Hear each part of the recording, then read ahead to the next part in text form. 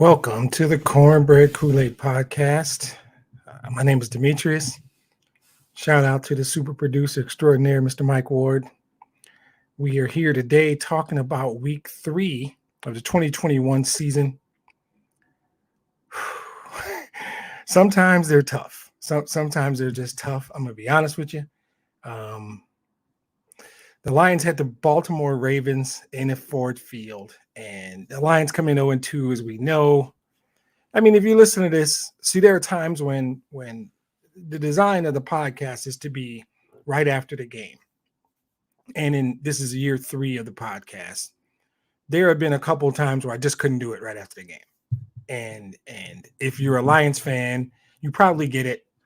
I don't know if it takes away. Some of this to a degree was real life stuff getting in the way, work, travel, whatever, that it didn't make sense to do it late last night. But there's also the word that I'm hearing a lot today is gut punch. There's the gut punch effect.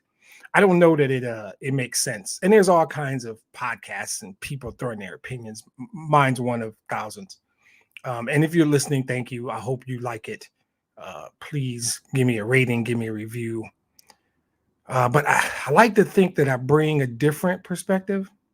I like to think that because you can get everybody doing the thing that they do now all day today. I'm sure on your sports talk radio show, your favorite sports talk radio guy gave you the whole SOL thing and all the cute little things that they do when this kind of thing happens, right? And it happens, right? And there are those who will say only to the Lions. It's okay. You can say that. You can say that. I don't personally believe in SOL. I've never believed in SOL. I never will believe in SOL. It's just not a real thing to me. So I can give you my thoughts on it. In fact, I will. So today's podcast, I couldn't bring myself to do social media. It was all nonsense, guys. I swear it was bad. And I just didn't want to do it. So today I'm just going to kind of talk about, we're going to do some SOL. We got to touch on what that means. Why do people say it? Why does it keep coming up? I think it's important to try and understand why people say that. What does it really mean? What do the people who believe in it, what do they think it is? And people like me who don't believe in it, why do I not believe in it? Because an SOL person would say to me, what's wrong with you? You have to see this. This is clear. You can't not see this. And so I get what they're saying. Honestly, just don't agree with it. I mean, I don't know any other way to put it. I don't think it's real. I don't think it exists. The concept. So I'm going to talk some SOL. Then I want to talk about expectations because I believe that, and I never get this right, despite quoting it often. Someone said something to the effect of success or failure, happiness or sadness, satisfaction or dissatisfaction is a product of expectations, right? And I frequently have conversation about the idea of if you keep your expectations low and things go your way, you get to be extra happy. If your expectations are too high, you're setting yourself up for obvious disappointment. Like that concept, I think has a place in Detroit Lion fandom. It probably has a place in fandom in general, that whole concept. But I want to talk about expectations. The people who are upset right now, the Lions are 0-3. What did they expect? Did they look at the schedule? I did. Are you just upset because with a minute 4 left, you, right, allowed yourself to believe the game was won? That's on you. It's a 60-minute game. Is it just I'm mad at them because they got me to this point where I was able to believe they had the game won, and then they loosied the football on me, right? And nobody likes to get loosied, right? We all hate that because and even as viewers, as kids, as a grown man who watched that cartoon, I don't know, 6 months ago, you just want her to not pull the ball away one time. I just want to know if the kid can kick a football. Is that too much to ask? I don't.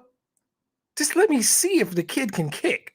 There's a degree of the Lions will Lucy you. And I think that's what people think SOL is. I think the SOL people are half just idiots who like to hear themselves say dumb stuff. And the other half are people who got Lucied. And they're not happy. Nobody wants to be Lucied. Nobody enjoys being Lucied. and so in fact, the last thing I want to talk about the rest of the year. Like based on 3 games, and I'm granting that's not a big sample size. It's not a big sample size at all. But let's take what we've seen so far and through the lens, today, the relatively blurry lens with the new laptop. Sorry about that. I'll get this taken care of. But the new laptop has a little bit of shade and blur, but we'll get through it. Let's look at what the rest of the season looks like. And we're going to incorporate the information that we've been able to gather through 3 weeks. Well, I'm going to try and do that. SOL guy doesn't care. He's just happy to be screaming SOL. And then there are really, really dark people who are uttering stuff like 0-17. And you got my brother who's mad still from yesterday, but by Thursday, Kenny will have him winning the Bears game. And I'll be right there with him. I don't help. I'm not I totally enable it. But so we're going to talk SOL in depth because I reference it a lot. And I don't know if I've ever really broken it down, like what people think it is and why I don't think it exists. I want to talk about expectations. What did I miss? What did I miss? Because the first 3 games on their schedule were 3 playoff teams. And someone somewhere is surprised that they're 0-3. What am I missing? And guys, at Cornbread Pod, tweet me if I missed something. I wish that one guy, Dumbass Dan, would ever actually view the podcast. And I wish he would then have the guts to write me. That would be fun. But so we're going to go SOL expectations, and then we're going to talk rest of the season. So I'm going to jump into SOL. So the obvious, it stands for Same Old Lions. And if you listen to this podcast, you probably know, but bear with me, guys.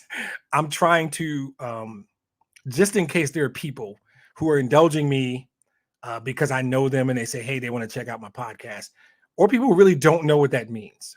There is a concept that the Lions have a unique and special power, a unique and special ability to lose games in the most improbable fashion, right? And I get it. And you have to really be deep to get it because there's a 70s video of their then coach Monty Clark praying, like literally asking God to help them win a football game. Now I could do a podcast on how absurd it is for Monty Clark to believe that God doesn't have better stuff to do than help him win a football game. But he literally on the sidelines, he put his hands together and looked up and prayed that his kicker would make a field goal. Predictably, the kicker missed the field goal and the Lions lost the game. And I'm just going to go through a few of them. So the concept of SOL is supported by a bunch of incidents.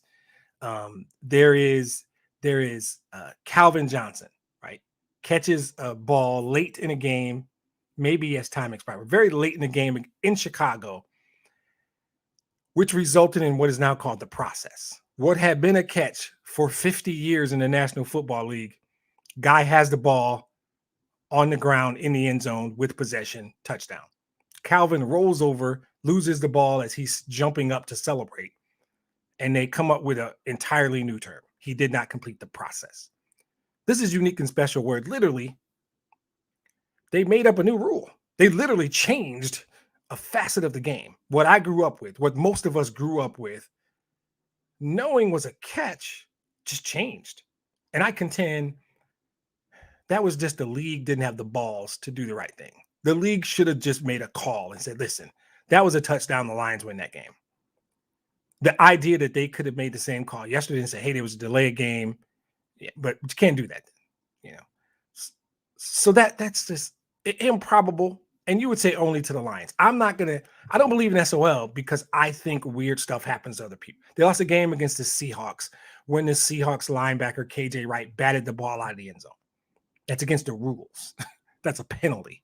Should not have happened. They picked up a flag in Dallas, clearly pass interference. We all know it. So there's lists of these things. Schwartz throws a flag on a play that didn't have to throw a flag on, wasn't whatever, and basically blew it. Marty Morningweg took the wind in overtime. And for those of you who have no idea what I'm talking about, when the game is tied at the end of regulation, they go to overtime, they flip the coin. The team that wins the coin toss usually takes the football because at that time, first score wins. So you always take the ball. You want the ball. You want to go down, score in the game, and go home. Our coach got cute. I think that game was in Chicago too. He got cute and said, it's a windy day. We're going to play defense with the wind so that they can't. I don't even know. Why am I trying to explain Morningweg taking the win? The phantom face mask on the play just before Aaron Rodgers throws a Hail Mary wasn't face mask. I've seen face mask. I've been watching football since I was 8. I know what face mask is. Your hands have to engage the mask. You have to actually grab something. If your hand just sweeps across the mask, it's not face mask. It's a horrible call, right? So a lot of these SOL things involve the ref or our own stupidity. So it's not something that the Lions are doing that caused this to happen. I've never bought SOL. So my feeling is it doesn't exist, right? The kicker missed a field goal, and Monty Clark can pray 100 times. If his kicker missed the field goal, he missed the field goal. Morningweg was stupid. Schwartz, stupid. They got to know the rules, and they got to be smarter and make coaching decisions that make sense. Calvin Johnson was a league screw the Lions. The ref did it, and then the league doubled down and literally changed the entire game because they didn't want to embarrass their refs, and it was the Lions. But other things weird things have happened to other teams. Teams have lost by Hail Marys. We're not the only team to lose on a Hail Mary. The KJ Wright thing, that's just bad officiating. And bad officiating happens every week of every year across this league. The Lions aren't the only people. Ask the Minnesota New Orleans playoff game a couple years ago, right? That's not SOL because the Lions weren't in that game. That's just a really messed up thing that happened. Or the Minnesota Stephon Diggs incredible catch. That would have been called SOL. Same old Lions. That only happens to the Lions. No, it doesn't. The immaculate reception. That wasn't the Lions. That was the most ridiculous play in the history of football. Maybe until yesterday. I don't know. But these things happen. But Lions fans have come up with this concept because any reason to blame the Fords or blame a curse that Bobby Lane said some shit years ago or whatever, anything, right, to just call in and say dumb stuff. No, I don't. So yesterday was not SOL. A 66-yard field goal. Justin Tucker's a good kicker. He made the kick. Hit the crossbar, went over, he made the kick. They lost the game for a dozen other reasons. The 4th and 19, and you give up a 36-yard play. That's why you lost the game. Not SOL. SOL has nothing to do with that. Well, and while I love my cousin, and I think he's a very smart guy, and he's a pretty good Lions fan, he typed me 3 letters. He typed me a 3-letter text message. And I'm like, Doc, come on. No, they lost the game because penalties killed them. They played like crap in the first half. They had 4 drives and they had 4 punts. Penei Sewell had a false start on a 4th down that they probably were going to go for and convert it. Darren Fells had a false start on a 4th and 1 that they probably were going to convert and get points out of because they would have been pretty close to field goal position and they were finally starting to move the ball. The special teamer, who I'm not even going to do him the courtesy of naming his name, who ran out of bounds and negated a fumble. That's why you lost the game. You lost the game because Marquise Brown felt like Santa Claus. He dropped 3 touchdowns. Well, it would have only been 2 because 2 of them happened on the same possession. Legitimate. This is no hyperbole. These are touchdown passes. He flat dropped them. And there was nobody near him because we must have had 10 blown assignments in the second. Okay, 6 blown assignments in the secondary. If you watch that game, their guys were wide open. They were wide open. That's why you lost the game. Because you had no points at halftime. That's why you lost the game. It's not SOL. It's not anything special to the Lions. Your defense, particularly in the first half, played horribly. Your offense in the first half played sloppy, and they made mistakes. That's why you lost the football game. And all that being said, the 3 teams you've played, you have not played a complete game yet. That's the real reason. We see flashes. We saw 8 minutes in San Francisco against San Francisco. We saw an entire first half against Green Bay, and then we saw an entire second half against the Ravens. They've not played a complete game. That's what, and that's all new coach, new scheme, new OC, new DC, new quarterback coach, new players. That happens. That's why it doesn't discourage me. At the moment when the field goal went in, of course, I was like, oh my God. And that's how you should feel, because you should then be able to go back to this place that says, oh, wait, this year, they're not going to be great. They're building something, right? So the whole SOL thing is just nonsense, right? All those things are different. Some of them were stupidity. Some of them were refs screwing us. Some of them were mistakes of our own doing. Our coaches being dumb. There's no SOL. And I had to address it in depth because, man, have I heard that a lot in the last 23, 24 hours. Yeah, I don't believe in SOL. If I mention it on this podcast, it will be mostly to ridicule it and debunk it. I'm going to do everything I can to I hate things that don't make sense and people just saying stuff that they believe because it makes them feel good. And they just want to post SOL or booing Sheila. Sheila's run the team for less than a year. Why are you booing Sheila because you're mad at her dad for not firing Matt Millen 15 years ago? That's idiotic. I'm sorry. All right, fine. So SOL is nonsense. That's the takeaway. And if you're an SOL person, great, you can believe it. I'm just a guy with an opinion. That's how this works. I'm no more right than you are, and nowhere in here am I calling you wrong. What I said very clearly is I don't think it's legit. I don't think it really exists. I don't think there's any special conspiracy out to get the Lions. I can break down all these things, whether it's why a regime sucked, why they lost a certain game, why certain things happen. Refs make mistakes. The league will always back the refs and never overturn it. Our coaches have made dumb calls. Our DeAndre Swift dropped a touchdown pass first game of last season. That's not SOL. That's a guy who wasn't focused, didn't catch the football. There's nothing SOL about that because all around the league, players commit false start penalties, players hold, coaches make bad calls. It happens every week, in every game, every year. SOL is nonsense. Sorry. I hate to be the one, but it's nonsense. So let's talk expectations because I touched on it a little bit.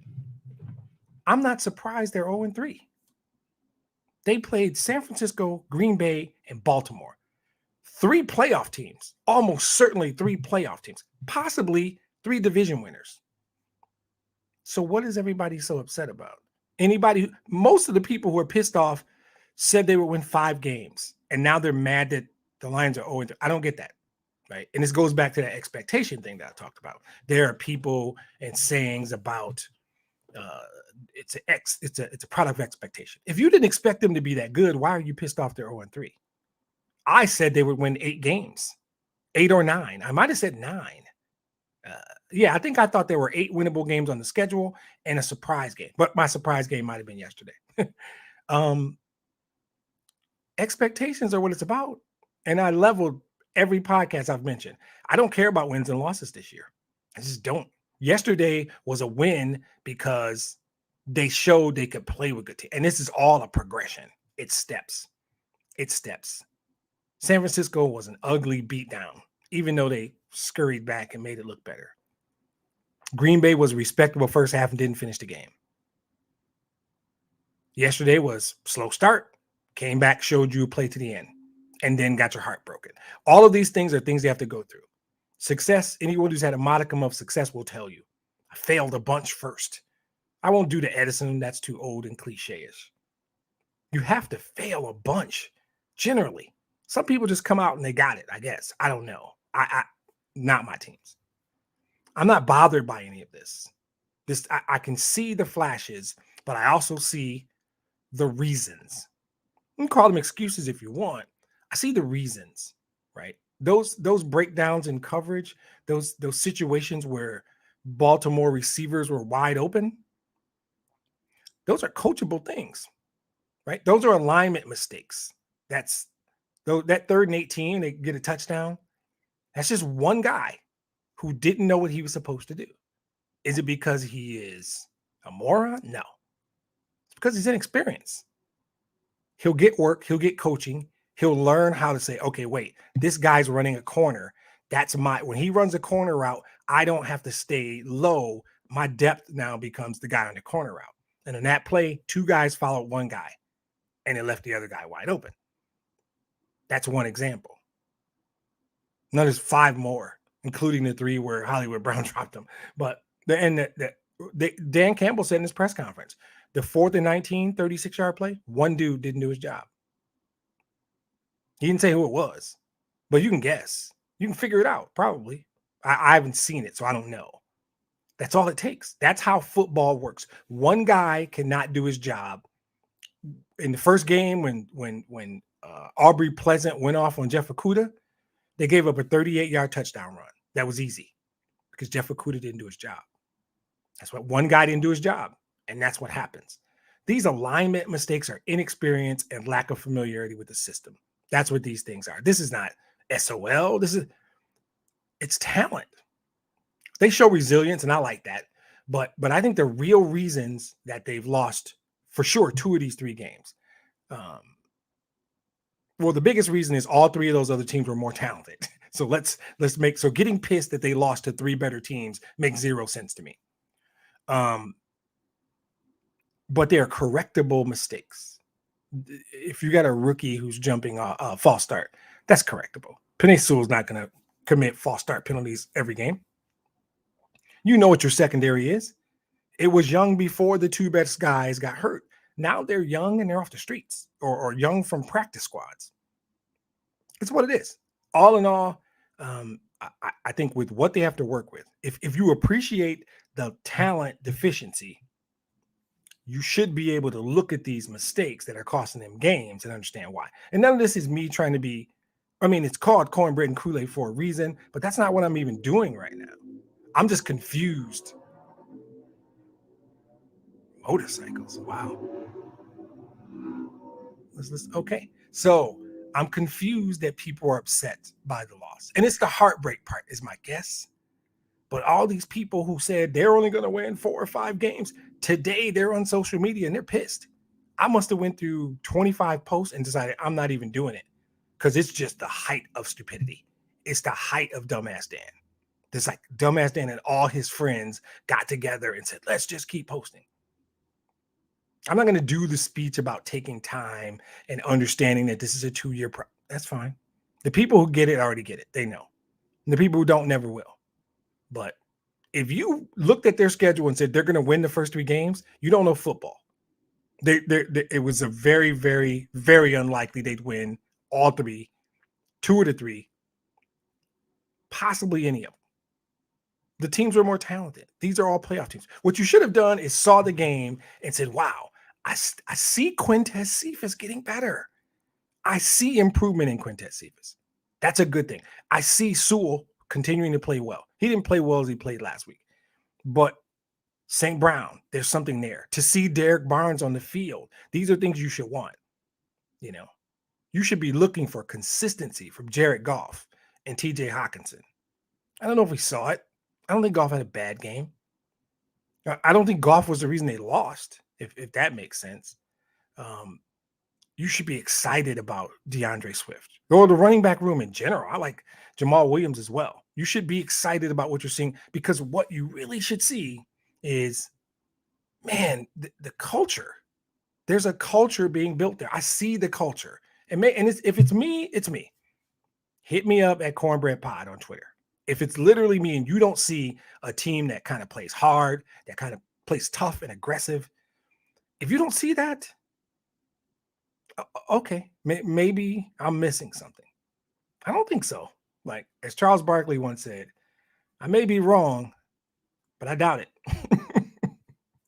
I see that. And that's important because when you get the talent to go with this culture, you're going to win more games, right? I need to see Jared Goff become more consistent. I see them going down the field with the football. Whether they complete it or not, it's not important. There was this thing of they won't go down the field with him. You can't try. I don't have as many problems with Jared Goff as other people. The worst he's played this season was in the rain in Green Bay in the second half. Not an excuse. That's it. That's it. And I think there's still part of it is, whether we'll admit it or not, we have watched a really great quarter. I'm not going to find a reason to talk about how good Matthew Stafford looks in LA. I want to so bad. Oh, you guys don't know how much I want to, but that's okay. I think the culture is there. I see the building of a culture, and those people, seriously, if you're just one of those people who like to go out and post angry messages, then you do it, right? But those of you who are going out there and posting, like, what did you expect? That's the question I have. They're 0-3 and they lost to 3 better teams. And in 3 of those games, they led. There were moments they looked good. They looked certainly competitive. And we know about the talent deficiency. We know they don't have their really good left tackle. We know they lost, no matter how you feel about Jeff Okudah, it didn't help. And then you lost Melvin Fonwu as well. We know that they've lost, and everybody's lost players. I get it. But knowing what you know, mostly the schedule. Like when you looked at the schedule, I want that person who had them 2-1 to hit me on Twitter and tell me how the hell did that happen? What were the 2 games? How did you see them winning? Because it doesn't matter how they got to 0-3. It doesn't matter.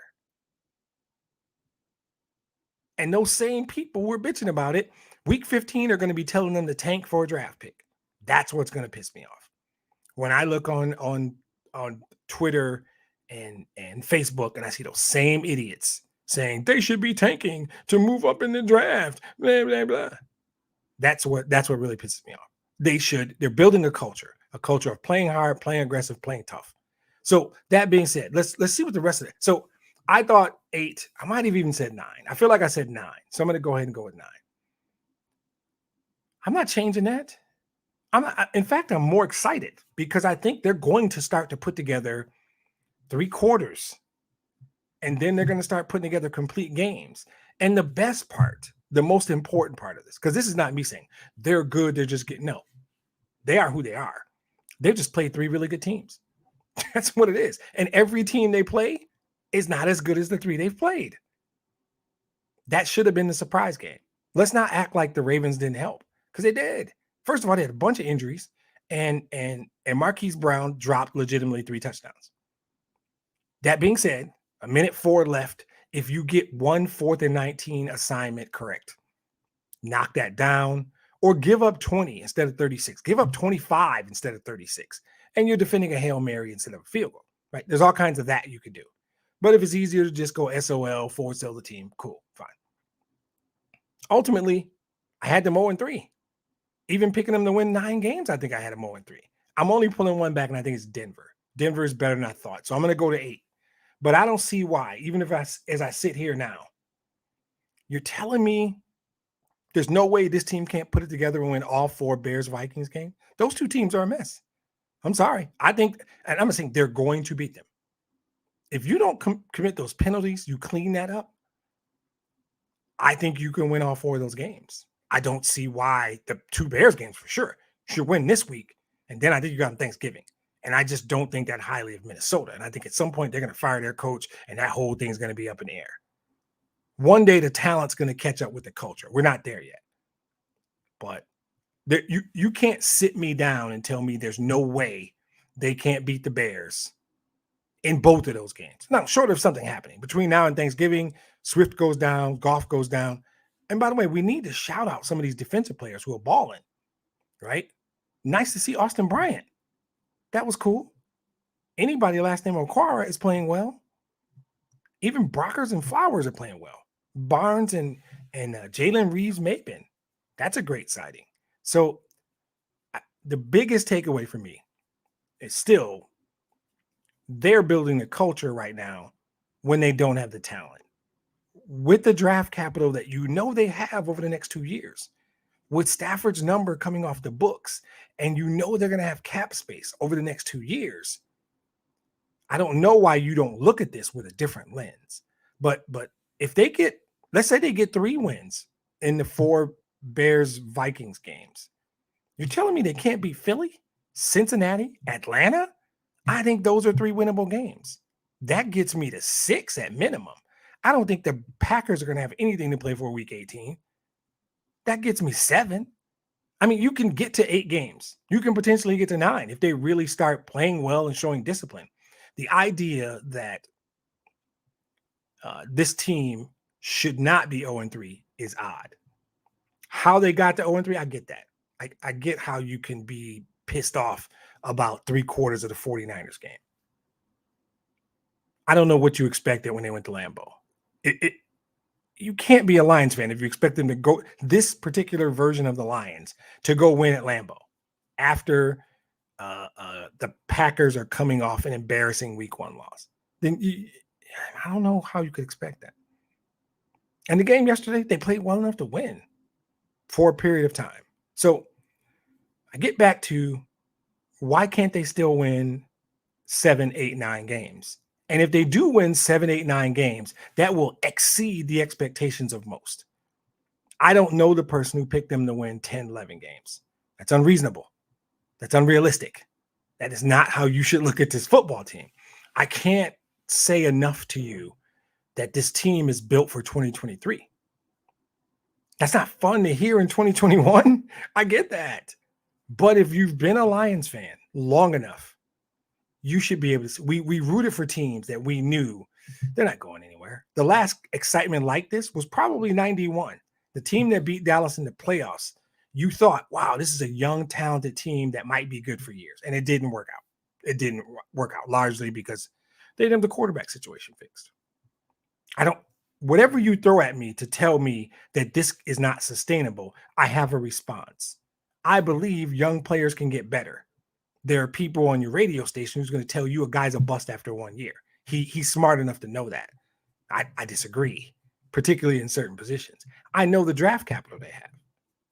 If you believe a second round pick is a good pick. Now, if you're just a dumbass Dan, you're going to say the Rams pick at 30 is not a good pick. Then you're an idiot.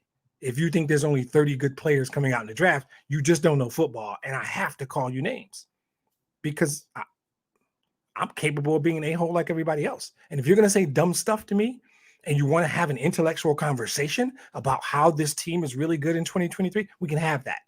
I do it all the time. I know what their cap situation looks like. I know what it's going to look like after this year. And more importantly, after next. After next year, if they happen to not like Jared Goff, it will not cost them that much to replace Jared Goff. If they already know it after this year, they can spend some draft capital, get his replacement, let that guy play behind him for a year.